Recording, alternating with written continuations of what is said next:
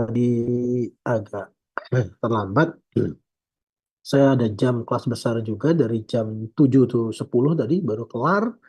Jam 9 pas gitu, agak offset dikit. Dan eh, nggak tahu nih tiba-tiba tenggorokannya kok sedikit ada gangguan. Nah, saya tidak bisa sharing eh, screen ya. Seperti biasa mungkin nanti Davia atau teman-teman si Pen bisa mengupayakan pada pertemuan berikutnya kita bisa atau saya bisa share screen ya. Ini saya coba berikan linknya yang Anda bisa buka link dari materi kita pada pagi hari ini. Ya, sebelum masuk ke materi, saya ingin menyapa ini ada dari kelas mana saja teman-teman?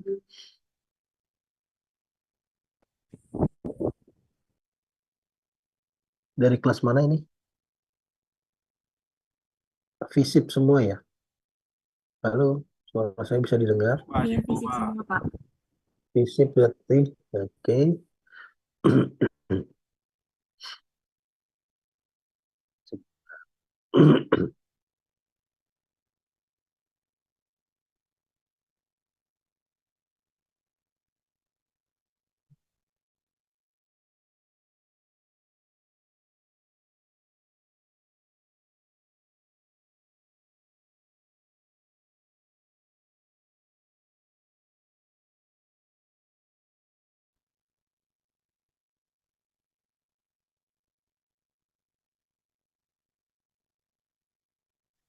Ya, teman-teman sudah membuka materinya, bisa dibuka?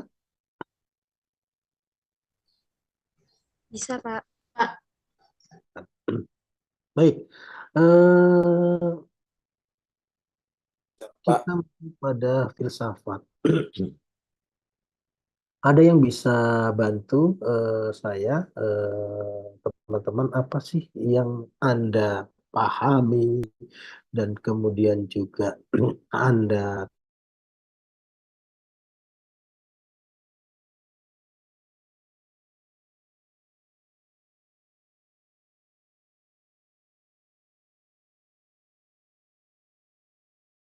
ya silakan. Nafi, mana Nafi? Nafi, terdengar suara saya Nafi? Ya Pak, Ya, hadir. ya. Menurut Nafi apa yang dimaksud dengan Terdengar filsafat? Pak. Yes, menurut Nafi apa filsafat Nafi?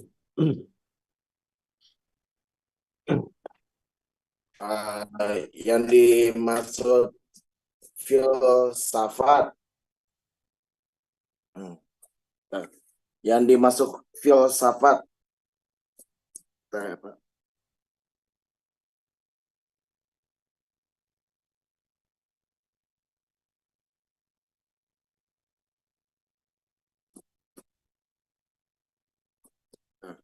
Yang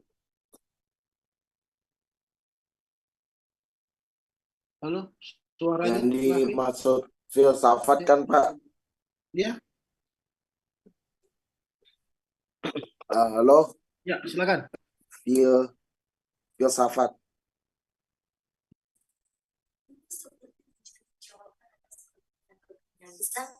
Apa menurut Nafi?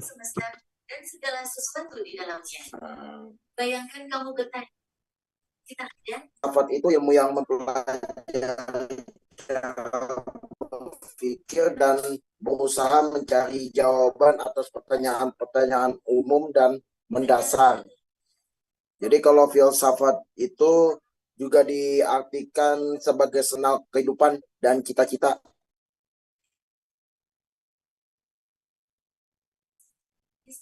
Halo, terputus Nafi. Suaranya coba diulang. Jadi kalau filsafat itu, halo, Iya, halo, halo, halo. Iya, tes. halo, halo. Iya, halo. Halo. Jadi kalau filsafat itu semacam apa? Mem- Halo, apa? Mempelajari. Jadi ini di antara perorangan dan kelompok. Bisa dibilang kalau filsafat itu mencari jawaban. Mencari jawaban ya. Jawaban atas pertanyaan-pertanyaan. Baik. Misalnya, nah jadi kalau filsafat ini mempelajari cara mempertanyakan situasinya bagaimana, terus cara memformulasikan dan mengkokohkan pandangan secara merdeka tentang suatu permasalahan, pengetahuan juga mengenai jenis kesesatan berpikir, terus habis itu mengkritik suatu karya seni, pentingnya empati, dan mengkaji kapan suatu tindakan perbuatan manusia. Jadi itu Pak yang dari saya tentang filsafat. Halo? Pendapat? Halo? Iya, silakan. Iya, halo, silakan.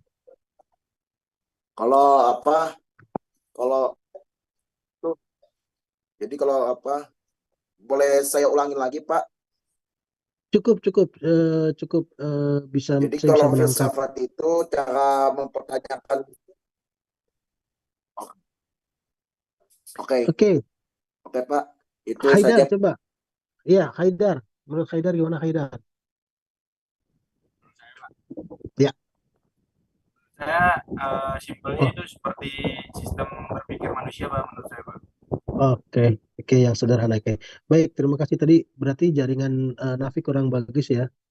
Tadi Haidar bagus nih. Atau yang lainnya, Sabrina, silakan. Menurut saya, Apa? filsafat merupakan suatu ilmu yang berisi pemikiran-pemikiran manusia, Pak. Oke, jadi ilmu pemikiran manusia, bagaimana eh, upaya manusia untuk mencari sebuah kebenaran. Ya, jadi saya Anda bisa lihat ya materinya ya.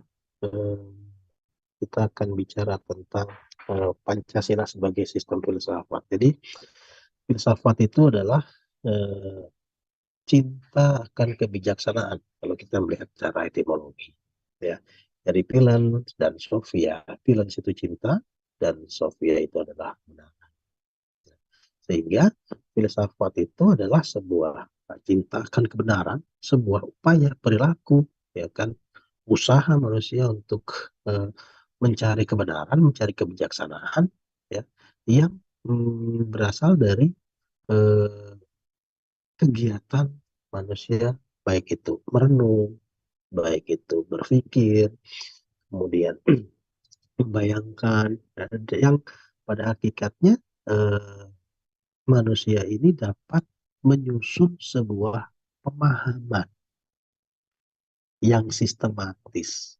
Gitu.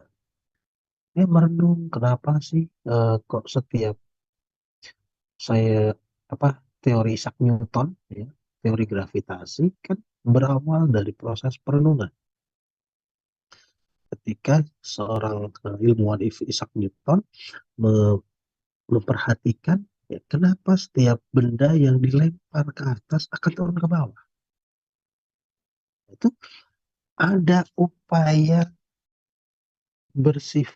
manusia yang sifatnya spekulatif.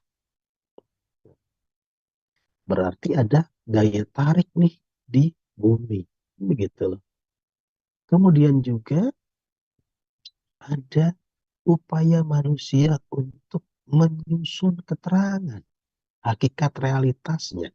Ternyata bukan hanya sebuah apel yang jatuh menimpa kepalanya pada saat itu ya ceritanya konon, tapi apapun benda yang kita lemparkan ke atas gitu loh, akan turun lagi ke bawah. Spekulatif tuh. Bisa dibilang bumi ini ajaib kan gitu karena kita belum mempelajari. Kemudian juga dari upaya spekulatif manusia juga mencoba menjawab hakikat realitas yang terjadi. Kenapa seluruh benda dengan berat jenis yang berbeda ketika dilemparkan ke atas, apapun itu beratnya pasti akan kembali lagi ke bawah. Dan juga berupaya untuk mencari batas-batas lingkup pengetahuan yang pada akhirnya menghasilkan sebuah evaluasi kritis terhadap pandangan-pandangan, ya kan, dan pertanyaan-pertanyaan. Oh, kalau di udara ada gaya gravitasi, gitu loh. Kalau di air ada nggak nih? Dan gitu loh. Kemudian gaya gravitasi ini bisa dipergunakan untuk apa? Untuk kemaslahatan manusia. Nah, itu salah satu pengertian dasar, pemahaman dasar tentang apa itu filsafat. Ya, mencari kebenaran. Ya, banyak filsuf-filsuf filsafat, misalkan Socrates, ya, bagaimana sih manusia mencari dan mengenali dirinya sendiri, gitu loh, mengatakan bahwa manusia itu adalah makhluk ego. Nah, itu kan dari proses merenung. Ya, Plato mengatakan manusia dalam mencari kebenaran menggunakan kebenaran mutlak. Yang dikatakan kebenaran mutlak itu seperti apa? Apakah yang menjadi definisi seblak pedas ya? Ini pecinta seblak deh kalau saya lihat nih wajahnya ya. Ya, Sabrina ya. Yang dikatakan seblak pedas itu kalau ada range B1 sampai 10, nah, menurut Sabrina pedas itu cabai berapa? Mungkin 5 ya, Pak. 5. Kurang tahu. Menurut Salwa 6, Pak. berapa? Oh, definisi yang kita hasilkan, simpulkan dari proses panca indera, lidahnya masing-masing aja memiliki tingkat kebenaran yang berbeda. Gitu. Ada yang meyakini bahwa pedas itu 5 udah pedas. Ada yang belum 5, 6 pedas. Maka upaya ini untuk mencari kebenaran itu hakikat filsafat. Dan menurut Aristoteles juga mengatakan bagaimana cara manusia untuk menemukan prinsip-prinsip pertama. Nah, contoh kasusnya banyak sekali teman-teman di alam semesta. Begitu, ya. Jadi eh, jelas ya, clear ya, bagaimana pengantar kita sebelum masuk ke filsafat Pancasila, bagaimana definisi dari filsafat itu kita mampu eh, memberikan, menjawab dari pertanyaan-pertanyaan dari diri kita sendiri terkait upaya kita mencari sebuah kebenaran. Ya, yang berikutnya di sini ada maps of philosophy, di mana ada filsafat itu ya, ada yang umum, umumnya tadi yang bersifat general, misalkan tadi metafisika, kehadiran sumber cahaya itu dapat menimbulkan panas, efek panas. Kenapa sih kok kita nggak melihat secara kasat mata, tapi kita bisa menghasilkan eh, dampaknya? Misalkan eh, Thomas Alva Edison ketika menemukan bola listrik, bola lampu pijar, itu kan listrik itu kan kita tidak bisa lihat dengan apa namanya kasat mata, dengan kemampuan panca indera, tapi kita bisa merasakan hal-hal seperti itu ya, yang filsafat ini juga mampu mendeskripsikan dan mendefinisikan hal-hal yang sifatnya metafisik. Kenapa listrik bisa diukur berapa tegangannya? Kan nggak bisa diukur dengan kemampuan panca indera kita. Nah, dengan pertanyaan-pertanyaan itu, kemudian dicari sumber pengetahuan-pengetahuan yang relevan dan masuk ke dalam logika. Itu masuk ke dalam maps of philosophy secara umum. Sampai nanti ditemukan ada filsafat bahasa, ada filsafat pendidikan, ada filsafat ilmu. Bagaimana kita mempelajari proses, ya, menemukan sebuah kebenaran dalam konteks pengetahuan itu sendiri. Sampai pada secara khusus, ya, munculnya ada filsafat hukum, filsafat sejarah, ya kan? Karena masing-masing memiliki tracing yang berbeda-beda dengan pendekatan yang berbeda. Nah, cabang-cabangnya itu ada metafisika, ya. Metafisika tadi saya sampaikan berbicara tentang sesuatu yang tidak ada menjadi ada. Ya. Contohnya keberadaan Tuhan, keberadaan tadi aliran listrik, kan gitu kan? Kasih sayang, ya, dan seterusnya. Kemudian cabang epistemologi yang menyelidiki tentang bagaimana pengetahuan itu menjadi mungkin. Contoh, di tahun 1900 mungkin kita akan berdebat nih, bisa nggak Indonesia menciptakan alat transportasi dari Jakarta menuju Bandung yang kurang dari 1 jam. Zaman tahun 1900 dari Jakarta ke Bandung bisa berhari-hari. Dengan epistemologi, penyelidikan, mencari pembenaran, mencari teori-teori, sehingga di tahun 2024 ini menjadi mungkin. Gitu. Kalau diskusi kita mundurkan ke 1 abad yang lalu, masih debat kusir, gitu loh. Contoh ketika pada zaman Rasulullah ada peristiwa Isra Mi'raj, ya, dari Mekah ke Palestina hanya semalam, itu berdebat kan. Tapi pada tahun ini 2024, jangankan dari Mekah ke Palestina, ya, ke Masjidil Aqsa, dari Jakarta ke Mekah aja cuma 8 jam, ya kan? Artinya apa? Ini bagian dari filsafat untuk menjawab segala kemungkinan-kemungkinan yang pada masa lalu karena keterbatasan, ya, keterbatasan ilmu kita, keterbatasan daya teliti kita, keterbatasan pengetahuan kita, sehingga belum terjawab. Gitu. Kemudian ada aksiologi yang berbicara tentang nilai. Apakah ilmu-ilmu yang kita pelajari, penemuan-penemuan yang kita temukan itu memiliki value atau nilai, ya, yang dapat merelevansikan manusia sebagai makhluk yang mulia. Penemuan pestisida, gitu umpamanya. Di satu sisi bisa bermanfaat bagi perkembangan tumbuhan, tapi apakah di sisi lain aman dengan makhluk hidup atau lingkungan sekitar? Itu bicara aksiologi, memiliki nilai, kan begitu loh. Ya, misalkan penemuan eh, pisau umpamanya, ya kalau pisau ini jatuhnya ke tukang jagal sapi, ya akan menjadikan bakso dan menjadikan steak, kan gitu. Tapi kalau pisau ini digunakan untuk membunuh, apakah penemuan pisau ini dapat membuat relevansi kemuliaan kita sebagai makhluk hidup, ya, yang beda dengan makhluk yang lainnya yang memiliki akal budi, kan begitu. Kemudian ada logika dan estetika. Yang berikutnya karakteristik kita dalam berpikir filosofis, ya. Ada beberapa karakteristik yang perlu kita miliki. Pertama, kita harus berpikir secara rasional, ya.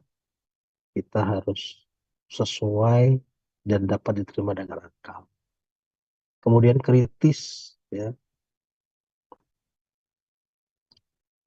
Kritis, ya. Kemudian juga ada radikal, berfilsafat itu, berfilosofi itu harus radikal, begitu. Kalau tidak radikal nggak ada tuh seblak. Seblak yang namanya kerupuk ya, Adrian atau Salwa, kerupuk itu digoreng atau direbus. Tujuan awal menciptakan kerupuk itu digoreng direbus. Ya, Salwa gimana Salwa? Kerupuk awalnya digoreng, Pak. Hmm. Karena keradikalan berpikir kita, kan gitu loh. Kerupuk direbus. Zaman dahulu, tahun 2000 ke bawah, ada nggak tuh mengkonsumsi kelapa itu dibakar? Karena radikal kita berpikir, orang keluar bala bahasa sekarang ya trennya bukan radikal kali ya. Radikal tuh radikal tuh tidak selalu dengan konotasi negatif ya. Radikal tuh out of the box. Bagaimana kita radikal. Tapi juga harus komprehensif, menyeluruh, sepotong-sepotong gitu loh. Mungkin kalau kelapa dibakar, dikonsumsi, ada penelitiannya. Ketika dibakar, dipanaskan, ada molekul-molekul yang berada di dalam air kelapa itu yang berubah gitu loh. Koherensi ya harus runtut, ya, sistematis, reflektif dan konseptual. Nah, jadi filsafat itu merupakan disiplin ilmu yang mengenai hakikat, ya, segala sesuatu yang menerapkan prosedur berpikir ilmiah dapat diterima dengan akal sehat. Jadi kalau kita mempercayai kelapa yang dibakar itu memiliki khasiat, ya harus ada penelitian ilmiahnya. Dengan suhu berapa, kan begitu kan. Kelapa yang jenis apa yang bisa dijadikan obat, dan juga harus diteliti. Ketika kelapa itu dibakar, ada perubahan kimiawi tidak? Yang itu dapat menyembuhkan salah satu obat tertentu. Nah, kita kan kadang-kadang hanya radikalnya tapi tidak diikuti dengan konsep berpikir ilmiah gitu. Zaman dulu nggak pernah kita minum kopi campur alpukat ya. Tapi sekarang enak tuh avocado coffee, betul tidak? Tasya sering pesan avocado coffee kan? Iya Tasya. Atau Aura juga sering suka dengan avocado coffee. Nah itu bagaimana kita eh, mencoba menerapkan prosedur berpikir ilmiah ya dengan metode-metode logis dan analitis ya, dan memanfaatkan bahan-bahan serta hasil-hasil pemikiran yang sah ya, berasal dari pemikiran-pemikiran terdahulu yang dianggap kebenarannya valid. Upaya apa dalam rangka mencari sebuah kebenaran. Nah, sekarang kita masuk ke dalam Pancasila sebagai sistem. Kenapa Pancasila dikatakan sebagai sistem? Nah, karena sistem itu merupakan satu kesatuan bagian yang saling berhubungan, gitu. Saling bekerja sama untuk satu tujuan tertentu dan secara keseluruhan merupakan satu kesatuan yang utuh. Sama halnya kita eh, memaknai tubuh kita ini. Kan gitu. Tubuh kita katakanlah kakinya keinjak, kan gitu kan? Hafid Rijal ya. Rijal kakinya keinjak. Kenapa kakinya keinjak mulutnya yang teriak? Kan gitu. Udah teriak ngumpat lagi ya Hafid ya.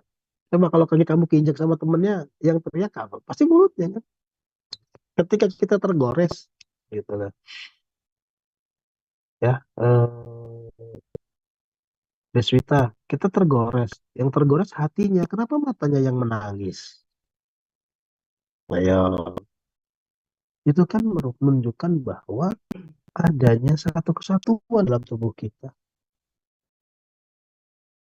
adanya sebuah sistem. Gitu.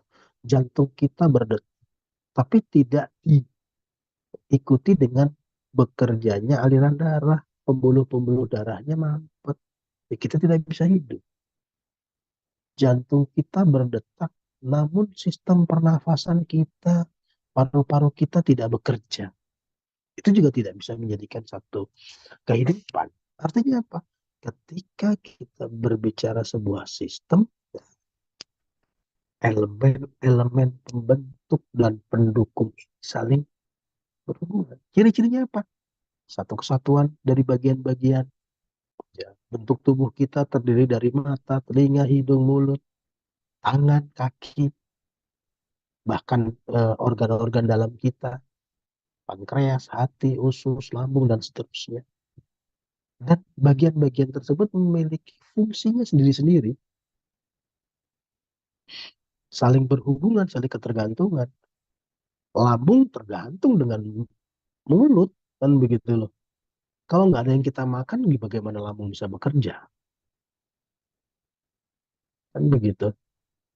Tangan kita tidak akan bisa bergerak manakala tidak digerakkan dengan otot dan tulang yang dibalut dengan otot-otot halus, sensoris motorik, begitu. Jadi saling berhubungan dan saling ketergantungan. Dan semua elemen itu ditujukan untuk mencapai satu tujuan. Kita mau ngambil makanan gitu ya, dari otak mengirimkan perintah ke tangan kita dan kaki kita untuk melangkah ke lemari es. Kaki kita berjalan.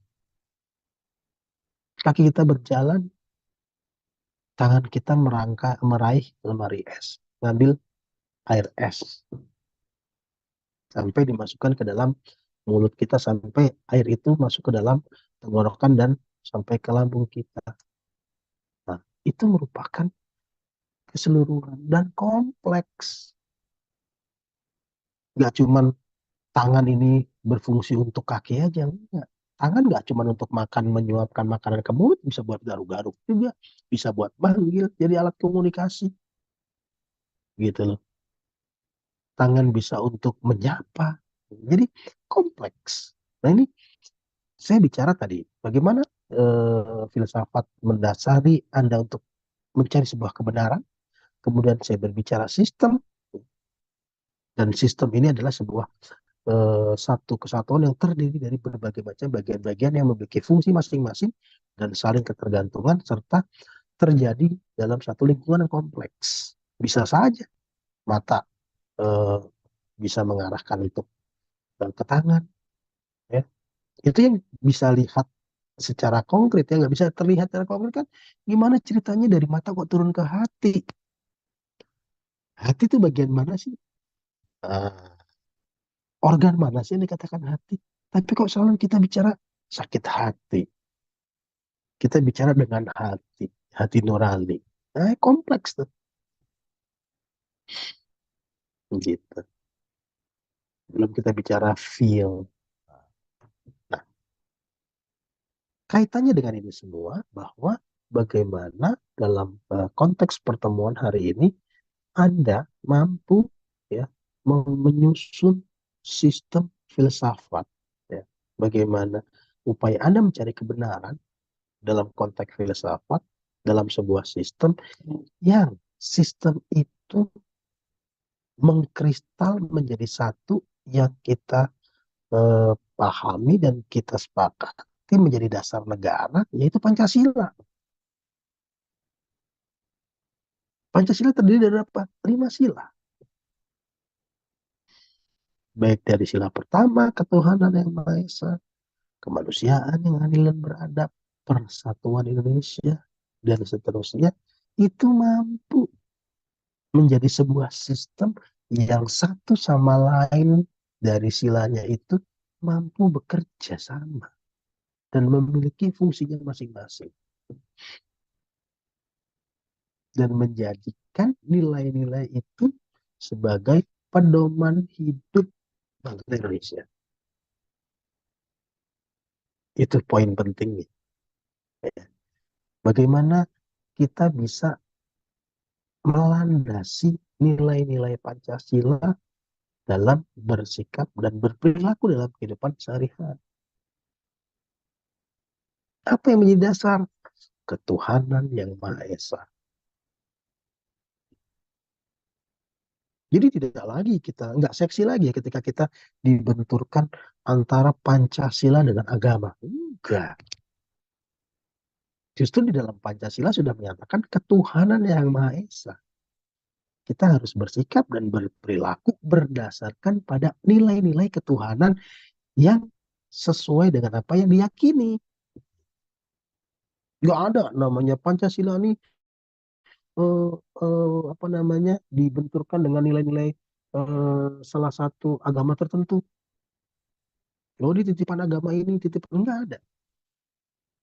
Justru Pancasila merangkul sistem religi, agama, dan kepercayaan yang ada di Indonesia yang diakui secara undang-undang, ya, menjadi fundamental. Jadi nilai-nilai ketuhanan itu dasar. Bagaimana kita ada cara beribadah, ya kan? Disiplin beribadah itu mengajarkan kita karakter disiplin. Di dalam ajaran agama mengajarkan nilai-nilai kejujuran. Iya, ada di agama tertentu tidak mengajarkan nilai-nilai kejujuran. Tidak. Ada di agama tertentu mengajarkan bahwa menyakiti dan apa namanya membumi hanguskan makhluk hidup itu diajarkan.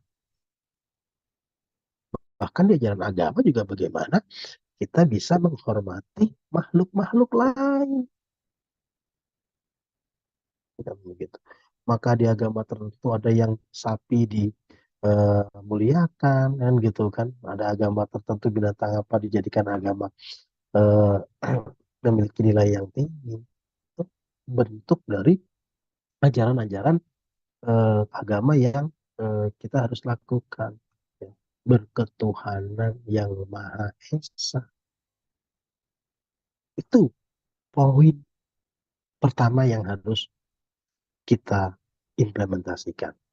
Mampukah kita menjadi pribadi-pribadi yang sikap dan perilakunya sesuai dengan nilai-nilai Tuhan? Ya, poin pertama paham ya? Ya. Kita cross check nih segala perilaku kita dengan pertama itu.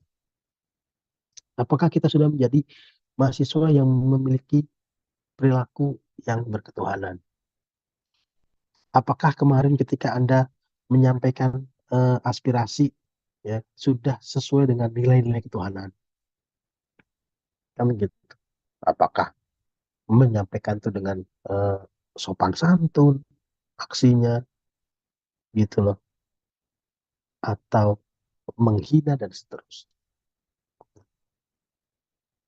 Dampak dari bagaimana kita sudah bisa atau mampu mengimplementasikan sikap dan perilaku kita berdasarkan nilai-nilai ketuhanan,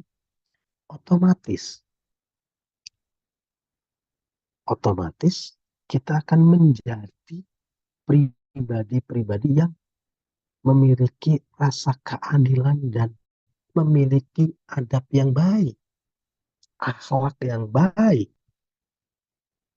gitu loh. Apa arti sebuah kepintaran dan sebuah keterampilan kalau tidak didasari dengan adab dan akhlak yang baik? Ya, Anda di prodi apa? Ekonomi ya? Sains informasi, Kak. Iya. Bagaimana Anda di prodi informasi ya, sistem informasi tidak memberikan kejujuran, membocorkan database, menjual database, ya kan? Ya, apa namanya, membypass sebuah sistem yang tujuannya tidak kebaikan, kan gitu. Tapi kalau Anda sudah didasari dengan nilai ketuhanan sehingga Anda memiliki adab dan akhlak yang baik, Anda berada dimanapun akan menjadi sebuah pribadi-pribadi yang memiliki adab dan sikap yang perilaku yang baik. Nah, kalau ini sudah terjadi, persatuan kita akan kuat karena tidak ada lagi kita terpecah belah karena perbedaan suku. Kita sudah memahami bahwa di Indonesia ini terdiri dari berbagai macam suku bangsa. Kita bisa mempelajari karakter suku Batak seperti apa. Kita memahami karakter suku Minang seperti apa. Ya, kita menyadari karakter sahabat kita yang dari Jawa seperti apa. Sehingga apa? Berbekal pada nilai-nilai ketuhanan, berbekal pada adab dan akhlak yang baik, perbedaan di Indonesia akan tetap terjaga dengan adanya persatuan.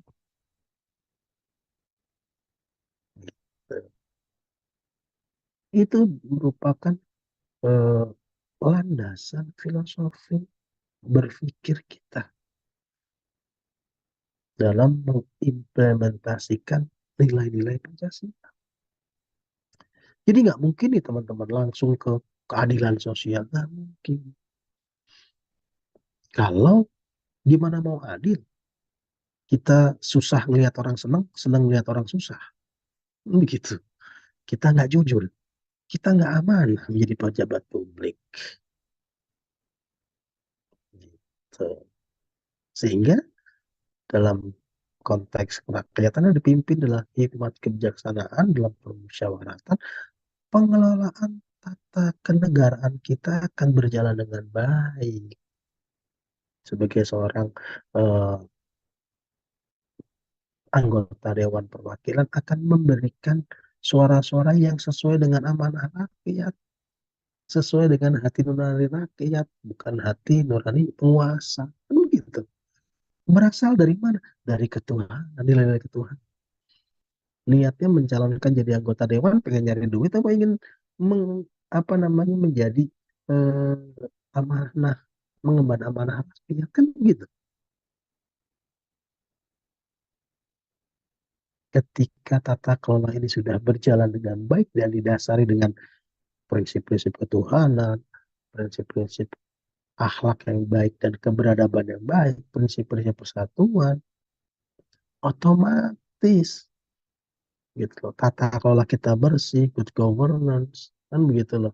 Berorientasi pada kemakmuran rakyat dan keberadilan, ya insya Allah keadilan sosial bagi seluruh rakyat Indonesia akan terwujud dengan sendirinya. Pemerataan itu akan terwujud dengan sendirinya. Gitu. Itu eh, susunan Pancasila ya yang kita coba jadikan suatu sistem berpikir. Jadi Anda sebagai eh, bangsa, negara, dan rakyat Indonesia harus mempunyai sistem berpikir filsafat seperti ini. Kalau ini kita tidak tanamkan dengan baik sebagai mindset kita, ya berantakan gitu loh. Jadi aparatnya belum sesuai dengan landasan ketuhanan, berpikir, bersikap, dan berperilaku. Korupsi terjadi di mana-mana. Gitu loh. Bagaimana menjadi anggota dewan yang adil, gitu loh, yang memiliki adab yang baik, kalau tidak cross check ini, ya, cross check balance. Jadi setiap perilaku Anda itu Anda cross check sudah sesuai nggak ya dengan nilai ketuhanan, sudah beradab belum sih perilaku saya, gitu. Sampai bagaimana kita dapat memberikan manfaat untuk keadilan sosial bagi seluruh rakyat Indonesia. Ada pertanyaan sampai di sini? Halo. Jadi poin pentingnya adalah itu tadi bagaimana kita mampu ya memposisikan, menempatkan Pancasila ini sebagai top of mind kita. Jadi kalau mohon maaf ya, kalau di agama Islam itu ada rukun iman, rukun Islam ya. Tambah satu Pancasila gitu loh. Jadi kalau di rukun Islam itu kan pertama iya harus 2 kali masa adat dulu ya sebelum kita bicara haji. Pun rukun iman harus percaya dulu pada Allah, Tuhan itu Allah. Sampai pada urutan keenam ada percaya pada takdir baik dan takdir buruk. Dan di dalam berpikir konteks filsafat Pancasila ya kita harus mencoba bermula pada bagaimana ya, kualitas ketuhanan kita ya Pak. Nonsen nggak akan terjadi keadilan kalau kita tidak bersikap dan berperilaku sesuai dengan sila pertama. Sama seperti halnya di rukun iman. Nggak mungkin kita percaya takdir baik takdir buruk kalau kita nggak percaya dulu pada keberadaan Allah. Dan di rukun Islam, bagaimana kita bicara naik haji bila mampu kalau belum bersahadat? Begitu. Ada yang ingin disampaikan? Silakan. Terkait dengan materi nanti Anda bisa pelajari narasinya, tapi bicara hakikatnya, bicara bagaimana sih Pancasila sebagai sebuah sistem filsafat, tadi saya sampaikan. Ya, tanggapan silakan. Salwa mungkin. Silakan.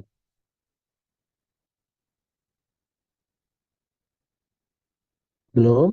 Oke. Adrian, ya, gimana nih menyikapi? Apakah sampai saat ini Adrian atau teman-teman sudah bisa berperilaku sesuai dengan tadi tuh Tuhan, sudah beradablah kita. Nah, sampai nanti Anda ketika terjun ke masyarakat ini kan calon-calon pemimpin masa depan. Kalau tidak didasari dengan sistem filsafat Pancasila, bagaimana nanti bisa mewujudkan keadilan sosial bagi seluruh rakyat Indonesia? Silakan Adrian.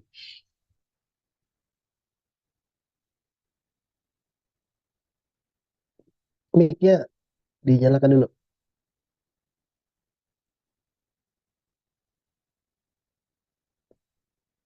Ya, belum siap. Sabrina deh yang udah siap. Silakan Sabrina. Maaf Bapak, berarti maksudnya apakah saya dan teman-teman yang lain sudah sesuai dengan Pancasila gitu Pak?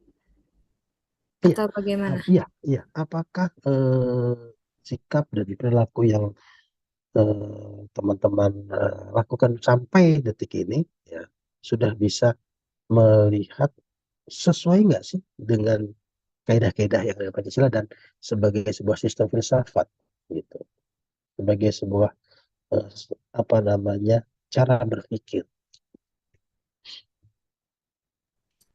Sejauh ini mungkin selama maba angkatan 2024 memasuki fase ospek ya Pak dan lain-lain, mungkin bisa dibilang sudah karena kita semua kan harus mengikuti aspek-aspek dalam Pancasila seperti kita harus bersatu, kita banyak berdiskusi, terus kita juga bermusyawarah dan tentunya juga mengikuti dalam sila pertama seperti ketuhanan yang Maha Esa.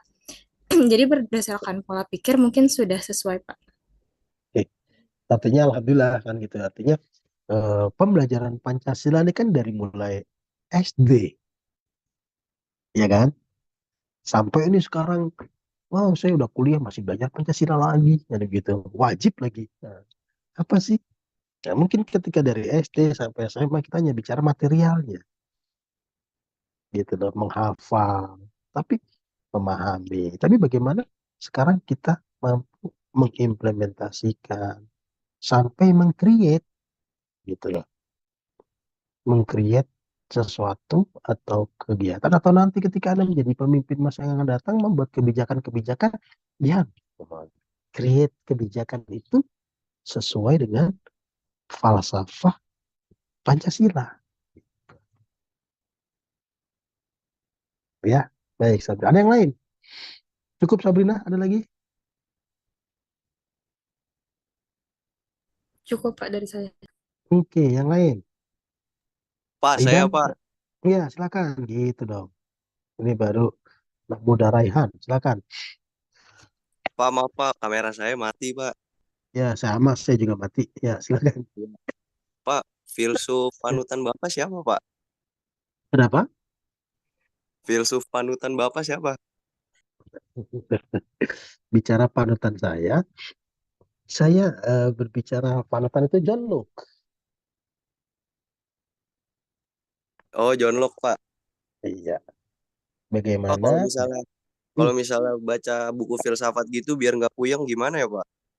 ya, jadi saya sampaikan tadi, ini larinya sebetulnya ke filsafat Pancasila ya, bukan ke filsafat murni.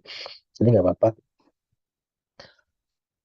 Filsafat itu adalah upaya kita mencari sebuah kebenaran, upaya kita untuk menyusun sebuah pemahaman yang sistematis, ya, menyusun sebuah hakikat realita yang kita temukan secara mendasar dan menyeluruh.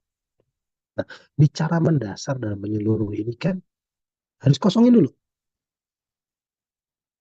harus kosongkan adalah semerenung, kan gitu, harus merenung sehingga kita bisa melakukan refleksi, gitu, melakukan refleksi dan memahami alasan-alasan, ya, secara kritis orang melihat sudut pandang dan perspektif. Contoh tadi ini, contoh awal yang saya sampaikan bahwa definisi pedas itu kan nggak bisa kita saklek 5 sambal, 5 cabai ya, yang disampaikan oleh siapa tadi, Sabrina ya kalau nggak salah, dan juga oleh Salwa 6 cabai. Kan kita nggak bisa menjustifikasi bahwa yang paling pedas itu adalah Salwa 6. Bukan, gitu. Nah, filsafat mencoba melihat upaya manusia dalam mencari sebuah kebenaran. Jadi ya harus berupaya pertama mengkosongkan, kemudian kita spekulatif nih. Kenapa? Ketika spekulatif kan, apa iya nih Sabrina 5 cabai sudah pedas? Indikatornya apa dikatakan pedas? Kan bisa aja orang pedas itu indikatornya bisa jadi dari bibirnya merah, atau keringetan, atau berair. Tapi ada juga kan yang orang pedas aja santai aja gitu, tapi dia mengatakan ini pedas.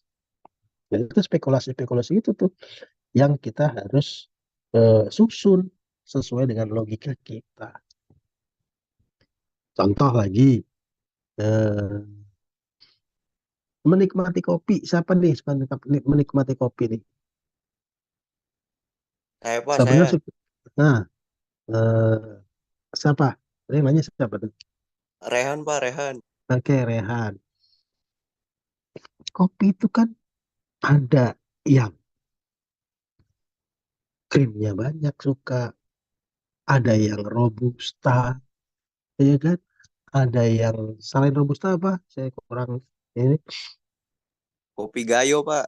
Kopi Gayo, ada eh, Toraja. Itu dari spek kopinya aja berbeda-beda memaknai kopi. Yang enak yang mana? Ya, belum dalam penyajiannya ada yang langsung disiram pakai air panas, ada yang dipres dulu, ya, ada yang ditaruh di seperti bambu bentuknya kerucut, prosesnya, ada yang airnya dipanaskan 100 derajat, ya, ada yang kenapa dikatakan kopi yang instan itu 78 derajat, ya, 78 degrees ada ya, kopi itu ya. Nah, karena itu diklaim oleh mereka produsen kopi itu suhu terbaik dalam mengolah biji kopi itu di suhu 78 derajat Celcius, bukan 100 derajat Celcius airnya. Nah, itu kan bagian kreativitas spekulatif dalam menyusun kebenaran, begitu. Ditambah lagi, ya, ada yang minumnya gelasnya dibalik, ya, ada nggak? Tahu nggak tuh Rehan tuh? Ya, jadi kalau kita di warung kopi itu kan, ini ada cawan, ya, ini ada gelas kopinya terus di atas, ada yang diminum langsung begini, ada yang ditumpahin dulu dibalik begini, ya. Nah, itu Biar adem, Pak. bagian, ya itu kan bagian dari eh, upaya manusia untuk berspekulasi, ya, menyusun sebuah pemahaman bahwa yang paling enak kopi dibalik loh. Gitu. Yang paling enak ternyata sekarang yang paling enak tuh kerupuk bukan digoreng loh, tapi direbus. Nah itu. Jadi kita harus mengosongkan bahwa setiap orang memiliki upaya, memiliki perspektif yang berbeda-beda. Nah, di situ baru kita dapat mencari sebuah titik tentu dalam mencari sebuah kebenaran. Baik, luar biasa, Ryan. Pertanyaannya ada lagi?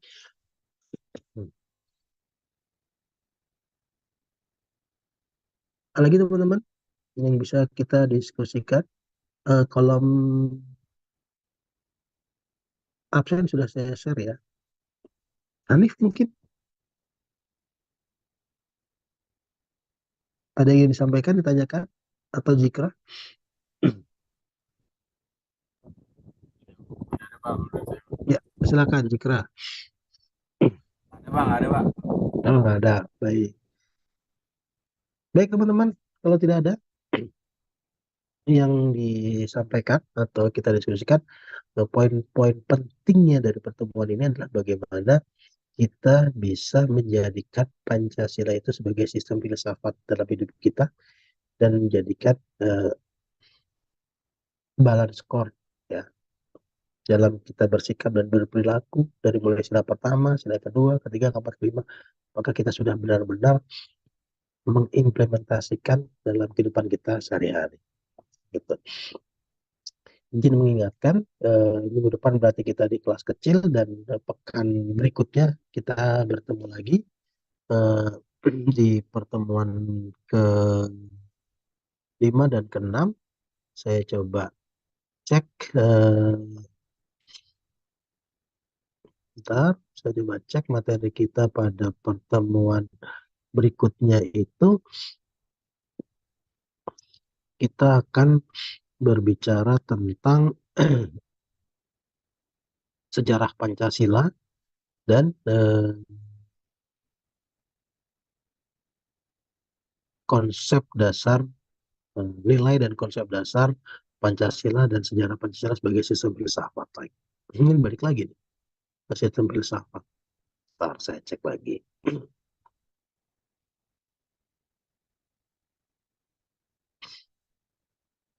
Oke, ke-56 sejarah Pancasila dan dinamika dalam praktek sehari-hari serta menelaah nilai-nilai dari berbagai sudut pandang ideologi dunia.